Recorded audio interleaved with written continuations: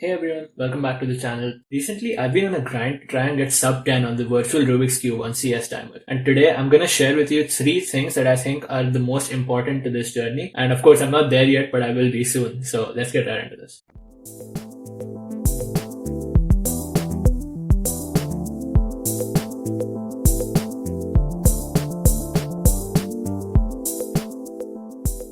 Hello from the future. I hope you're following my short series about the virtual cube where I solve the Rubik's Cube every single day virtually to try and get sub 10.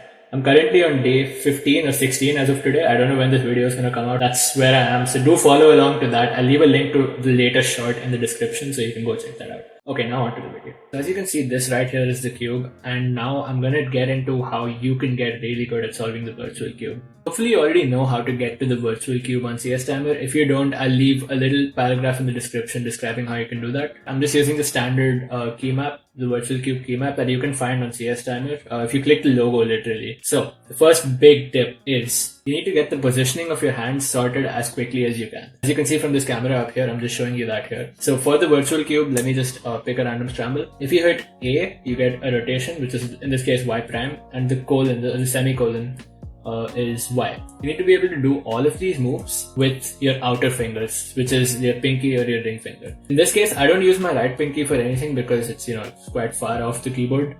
So I use my right ring finger for the colon and semicolon, or in this case the Y, and I use my left pinky for the A, which is the Y prime.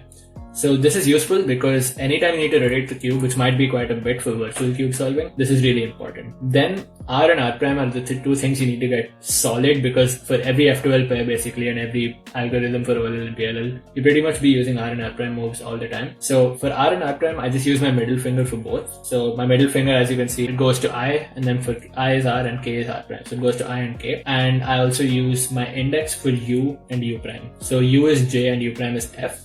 So I use my index for that, and for F and F prime, you just move inward from that.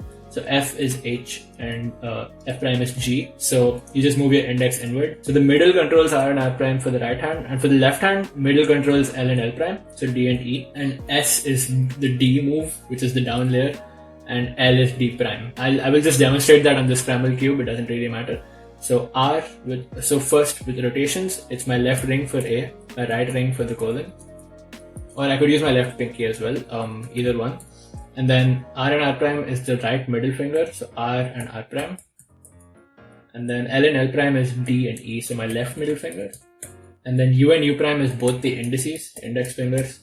And then F and F prime is again both the index fingers. So that's pretty much all you need to know. So then there's some special moves that you need to know. So one of those is wide R, which is U, which I also do with the index. And then wide R prime, which is M, which I do with the middle.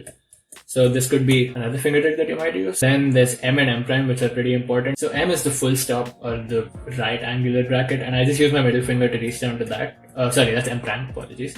And M is 5. I don't know why this is the case. I would rather put M down here and M prime up here, but anyway, that's how this was designed. So that's all the moves you need to know, and that's the hand positioning that I use. Once you pass finger positioning, the next tip that I would give you is focus on drilling algorithms, because this can be a game changer when it comes to virtual cubing. It's just like muscle memory for the normal cube.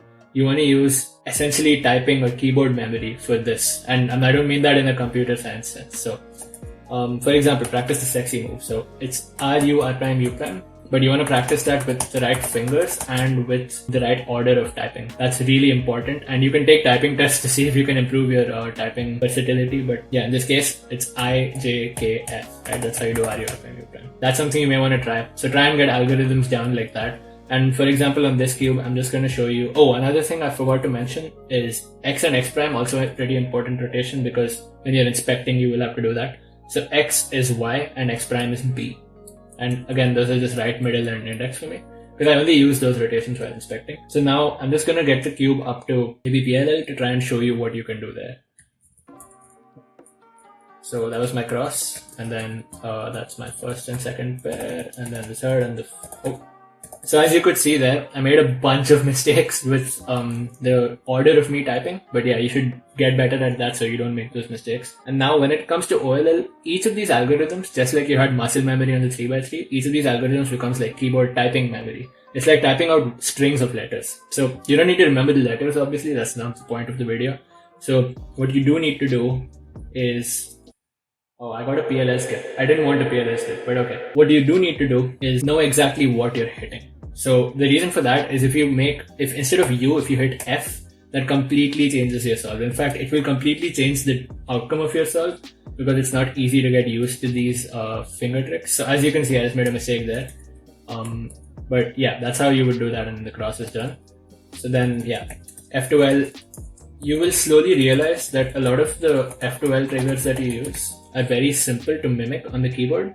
The only hard part is the order of doing these, and getting them in the right order is literally all of the virtual cube's troubles. So yeah, most of the times you know where the moves are. Once you acquaint yourself with exactly where each key is or each move is supposed to be made, the biggest challenge is actually getting to the right order of typing it in. So yeah, that's the second tip, which is getting your algs right by fixing your order of moves and fixing the first tip, which is your keyboard position.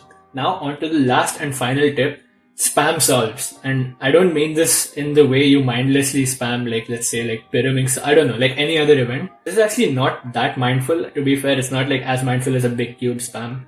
But spam solves so you can get used to all of these moves. And the reason I say that is a lot of people give up on the virtual cube way too quickly.